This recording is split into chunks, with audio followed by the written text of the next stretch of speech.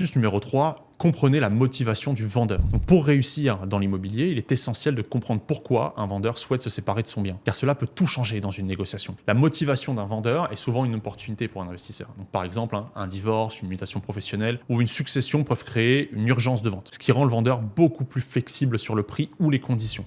Si un vendeur est pressé, il sera beaucoup plus enclin à accepter une offre inférieure au prix demandé pour conclure rapidement. Lors d'une transaction, j'ai rencontré un vendeur en difficulté financière. Donc en posant quelques questions simples, j'ai compris qu'il avait besoin de vendre vite. Et j'ai pu structurer une offre avantageuse pour lui en termes de délai, mais inférieure au prix initial. Donc résultat, une économie de 30 000 euros. Cela montre à quel point comprendre les motivations du vendeur peut changer la donne. Pour obtenir ces informations, vous devez savoir poser les bonnes questions. Pourquoi vendez-vous ce bien ?